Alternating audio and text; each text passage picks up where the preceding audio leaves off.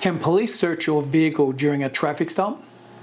If they do you have any legal defenses if they find something and you're charged with a crime? Let's find out.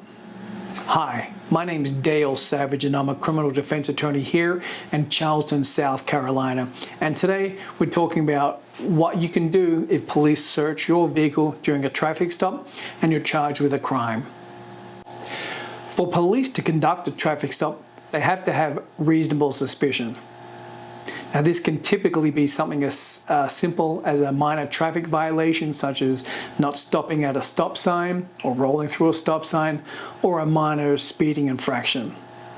What's important is this may give the police the authority to conduct the stop or initiate the traffic stop, but it doesn't in and of itself give them the right to search your vehicle at this point.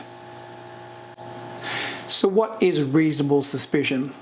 Reasonable suspicion is a legal standard that says that police must have reasonable suspicion, meaning that they have specific articulable facts that a person is involved in criminal activity. And so what it means by articulable facts is that police must be able to state clearly what those facts were that they saw that gave them the legal right to conduct that stop. It can't be based on generalities or hunches. So what can police do during a traffic stop based on reasonable suspicion only?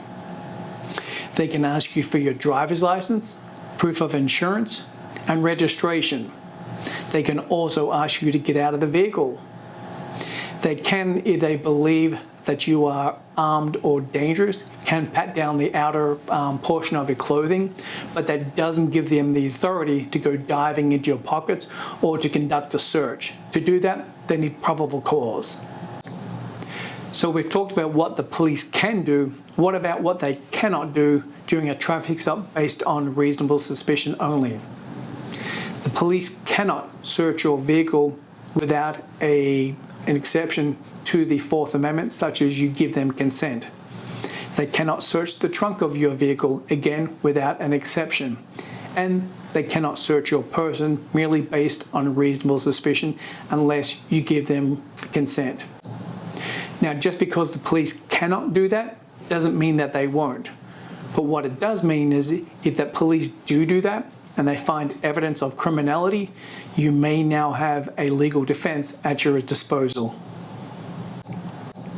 We've talked a little bit about probable cause and what exactly does that mean.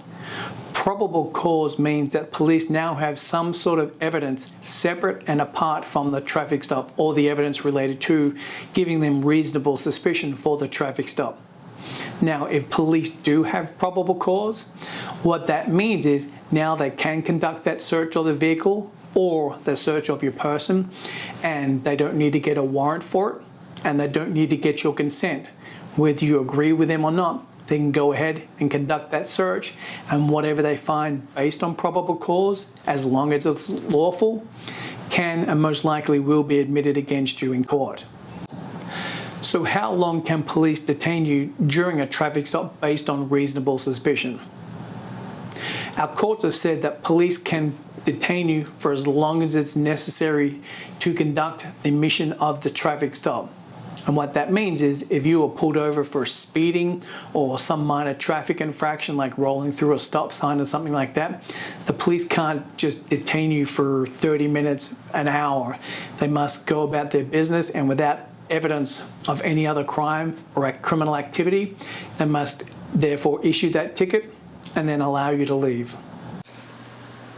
Another tool that police often use these days during traffic stops is the use of canine or police canines during that traffic stop. Now, this is really important because there are limits on when police can use canines during that traffic stop. And what our courts have said is that police cannot extend or delay the mission of the traffic stop for the purpose of using a canine.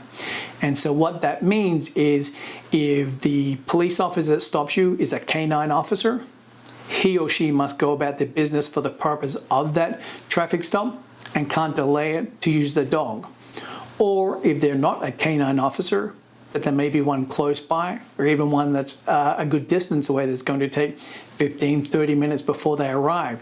They cannot delay the purpose or the mission of that traffic stop to wait for that canine to go.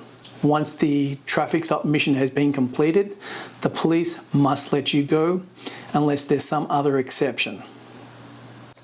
So, if you've been charged with a crime based on a traffic stop and would like to talk to me about your case, please give me a call at 843-530-7813. I hope this video was helpful, and thanks for watching.